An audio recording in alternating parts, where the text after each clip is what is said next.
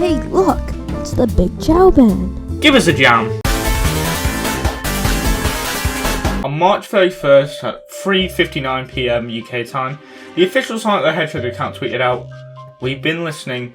A new direction for Sonic is coming soon." Now, I was on a bus when this was tweeted, and knowing when it was tweeted, I just imagined it was a fake announcement for an upcoming Sonic game that didn't exist because, you know, April Fool's Day and all. But at 8:06 the same day, they dropped a trailer for a game just titled The Murder of Sonic the Hedgehog, and when I saw it, I was very skeptical. I mean, sure, it said it was free on Steam, but I expected when I'd opened it, I'd get like an April Fool's message or saying, "I got pranked," but no. This is real. The Murder of Sonic the Hedgehog is a point-and-click visual novel about Sonic's apparent murder at Amy Rhodes' birthday party. Now, I'll be honest with you, I've never played a visual novel before. The most experience I've ever had is Doki Doki Literature Club, which I have a grand total of 5 minutes on. The reason I obviously pussied out playing was A, I got bored, or B, I was worried someone would walk in with this on my screen. But even though I barely played a visual novel before, it's got Sonic in it, and if you've ever seen a glimpse on this channel, I've got quite an infatuation with the Hedgehog, and I mean, have you been in my room? I might as well be put to rest in a Sonic coffin. So the minute they slapped Sonic on the title, I was instantly on board, and I've got to be honest with you, I think this is better than Sonic Frontiers. Now that may seem like an opinion to get a reaction out of people, or just plain bullshit I made up, but comparing these two games as overall packages, I'd say I had more enjoyment with The Murder of Sonic than Frontiers. Hell, I'd go as far and say that this game is the best game we've had since Sonic Mania, but I'm aware I've shown no proof so far on why I think this way, so you know what, let's actually get into the game itself, The Murder of Sonic the Hedgehog. Oh, I have to put a name in? Oh, that's easy. Yeah, that makes sense. Well, good job I had another option. So the game starts out with you talking to the train conductor and giving you a rundown as you're an entrusted employee to keep all the guests on the train safe. Now, of course, as you probably guessed, the train's guests are Sonic and friends here to celebrate Amy Rose's birthday with a murder mystery party. You see, I'm a girl who loves good true crime podcasts. You know, this line means so much to me because it gave me this wonderful tweet. But as we receive each character's tickets, we get to interact with these characters as a newcomer meeting these characters for the first time. To give some examples, when we meet Blaze, we do an awkward bow. Espio is able to read what we're thinking. And me and Tails bonding over owning sparkle gelatin? I think Tails just gave me an 8. I think the way our characters are written, not as a big fanboy or anything, more just an average guy who's just a bit awkward. He was a lot more charming and cool, that he just so happened to run into Sonic and his big cast of friends all on his first day. Makes me feel Forces wasted that sort of opportunity with the avatar being pretty much mute, but let's be real, that's the least of that game's concerns. Although after we've received everyone's tickets and more importantly Amy's told everyone's cards, the game has officially begun. Eek! This is so exciting!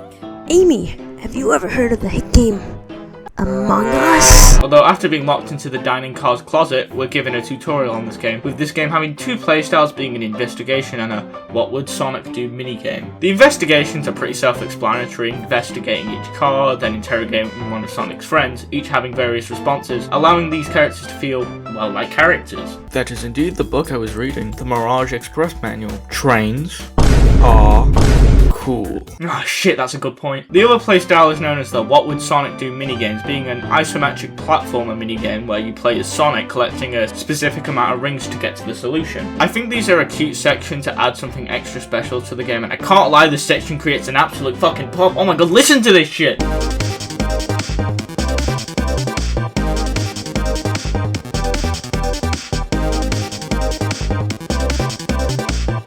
Although, I don't know if it's just me or the ones featured during the finale are quite hard on my eyes, which I'm not going to fault the game for, since, like I said, it could just be a me thing. But maybe it's just multiple things on the screen, the isometric view coming together to get a little overstimulated near the end. Overall, that's all the game has to offer on the gameplay per se. It's more of a point-and-click adventure, with it being more about story and character interactions taking centre stage. But before I talk about the story and character interactions, it's taken every piece for me not to gush about this game's beautiful sprites and artwork in general. Lead character artist Mo Hee Kim, hope I said that right, or what he goes by online, DG Min, is someone who's pretty new to the franchise with only making a couple covers for IDW, which, to be honest, they look phenomenal to say the least. Hell, I own 2 of them myself. But my god, did he outdo himself with these sprites. They look gorgeous, with each having so much expression and character to them. And I just adore how, since this is a murder mystery party, we get to see all these classic characters in new costumes, which honestly suit each character extremely well. To give examples, Blaze's Titan of Industry attire makes her more elegant and royal compared to the rest of the cast, especially with that folding fan. That was a nice touch. The card obtained. We'll need to get Blaze out of there, Boost.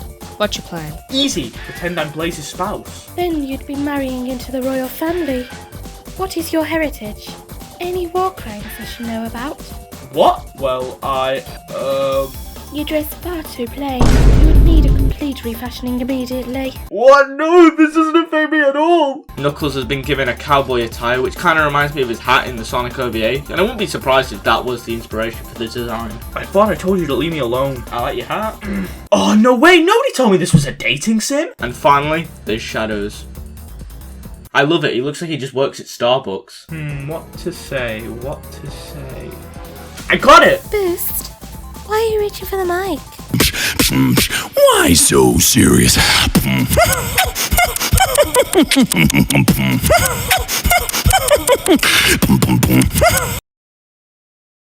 That was impressive, Boost.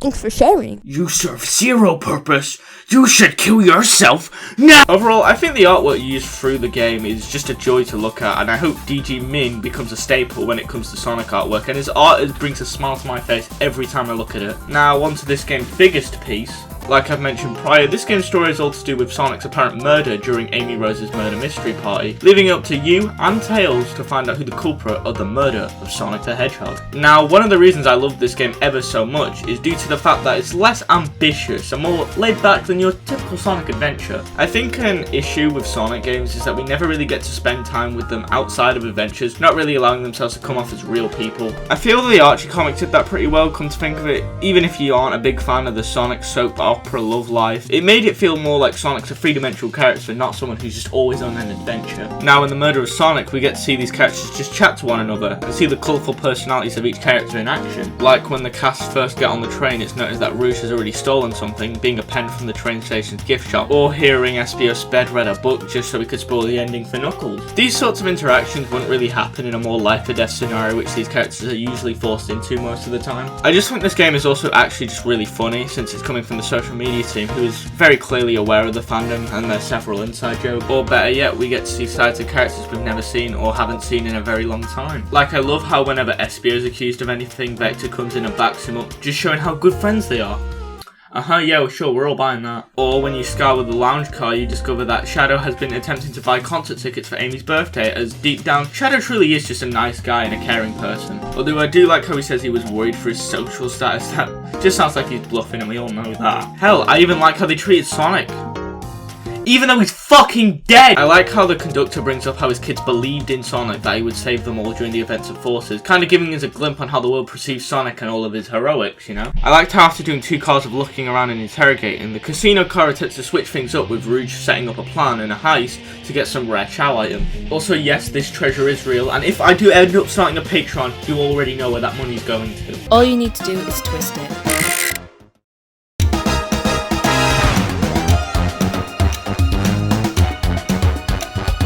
Rouge has no one ever lived to tell the egg secret because each egg is a bomb?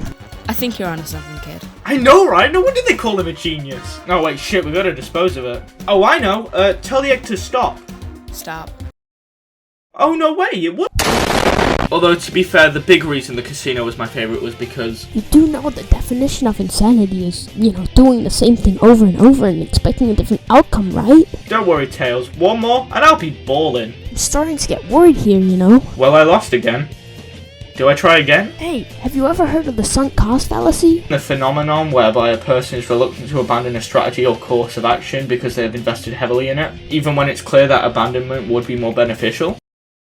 Yeah, well, you ask. Overall, I don't think I can make it more clear that this game has just a sweet, small-scale story that's a fun time with the entire cast of Sonic characters. Although that does leave us with one final question. who really did murder Sonic the Hedgehog. After scouring around the conductor car and finding some quite revealing evidence, Amy calls everyone down to the conductor car to reveal who the murderer was, but Sonic's not responding. I mean, it was hinted at that Sonic was actually injured, but with him seemingly looking pretty banged up, it's more important than ever to find out who the culprit really was. After going through all the evidence we've found throughout each car, it's revealed that Espio was the one who murdered Sonic the Hedgehog. Although that's not the only thing that's revealed, as Sonic wakes up to reveal some pretty crucial information himself. Right, I need everyone to listen. The train's a badnik. Sonic then goes on to explain that when he was in the conductor car, he and the conductor found out the train was actually powered by a flicky. And not too long later, the train attacked Sonic, and due to being hit with a blow dart by Espio, it led to Sonic being in the predicament we saw at the start of the game. Although now that we know this isn't just a low-stakes murder mystery party, shit's getting real, with the train making itself known and saying that it's going to deliver everyone on the train to Dr. Eggman. Although after one cut to black later, we're back in the dining car with only Sonic being with us this time. Of course, after all that's just happened, we're pretty shaken up by it all, and Sonic's here to lift our spirits with a nice rendition of It Doesn't Matter in the background, by the way. Hey, I can tell the situation's getting to you. Oh. Yeah, sorry, I get it. The road's getting tough. It's easy to question the decisions that got you here, but when negative thoughts hit you, let it pass and keep living. I need you here helping me think this through before I do something rash. See, I'm one of those leap before you think kind of guys. Okay. You're right. This is such a good scene of Sonic in my eyes due to just a lack of voice acting. That's because it leaves you to choose whatever Sonic voice you hear when you read this dialogue, whether it be Ryan, Jason, Roger, or any of your other favourite Sonic voices. And now with our spirits raised, we're on a mission. It's time to find our friends and confront the train. After this point, it just becomes a bunch of what would Sonic do minigames, which isn't a problem like I said before, but this is where the game got quite hard on my eyes like I said before. But throughout this fight, we find out the reason the train's doing this. That reason is to keep the promise that the conductor made with them years ago, and are just afraid overall of being alone. Although after saving the flicky inside and Amy putting a big dent in the train, it apologises for going overboard and being controlling, with the conductor still leaving, but reassuring the train that he'd never forget the time they'd spent together. And now that everything's coming to close, we see that Sonic got Amy a cake during all this.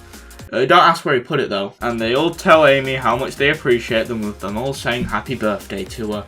Oh, and oh look, a Sage cameo. Aww. This is really interesting since this is her second appearance after, you know, dying. Oh, and my character, struck with a gig, won millions in the lottery, and managed to go to space. The end. And that was the murder of Sonic the Hedgehog, an April Fool's gift from the Sonic social media team that went above and beyond any expectations I may have had for the game. I think I've made it very clear that I love this game down to the core, and it's gone down as one of my favourite Sonic games of recently. I don't know if the social media has anything planned as of the time of writing or recording, because I'd love to see if they do something like a sequel to this game, or this becomes an annual occurrence, but if not, that's cool too. I also want to give a special thanks to the wonderful cast who voice acted Sonic characters throughout the video. The credits to their socials will all be down in the description, and I'd love if you would check them out for their own personal stuff. So to Katie and the rest of the Sonic social media team, thank you for the murder of Sonic the Hedgehog.